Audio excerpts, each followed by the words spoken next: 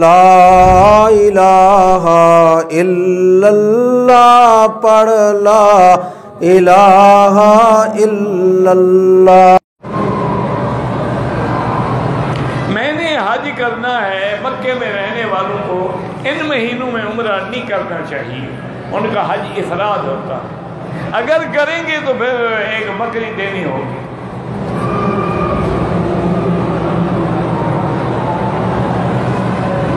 یتیم بچہ ہے، اس کو پڑھائی کے لیے زکوٰۃ دے سکتے، بالکل غریب ہے، وہ پڑھائی پہ خرچ کرے، اپنے بدن پہ خرچ کرے۔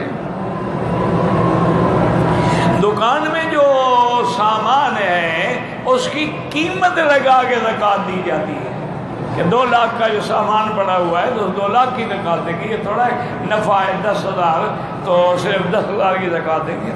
یہ مال جو تم نے لیا ہے کہیں سے پیسہ آیا ہے تو لیا ہے نا، سارے دکان کی قیمت میں زکوٰۃ دی، لیکن جو مال پڑا ہے اس کی تو زکوٰۃ ہے۔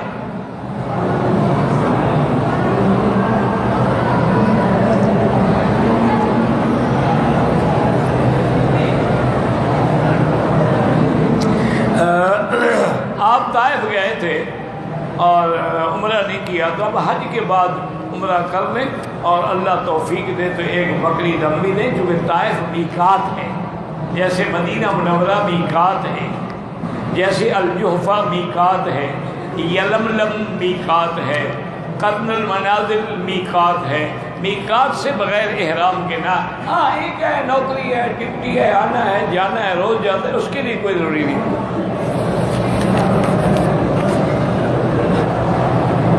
کہتے جی کہ میں مکہ میں ملازمت کرتا ہوں، مجھے دمام میں بینک میں ملازمت مل رہی ہے کہ ملازمت کرنا جائز نہیں، کیوں کرنا جائز؟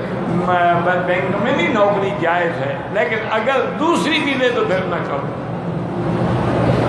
ورنہ وہ تنخواہ حرام نہیں ہوتی، لیکن افضل یہی ہے کہ ایسے اداروں سے بچو جن میں سودی کاروبار ہوگا۔ تعاونوا علی البر والتقوی ولا تعاونوا علی الاثم والعدوان۔ تو تم مکہ بھی چھوڑو بھی سودی ادارے کے لیے، ایسا نہ کرو، یہ تھوڑی میں اللہ برکت دے دیں گے۔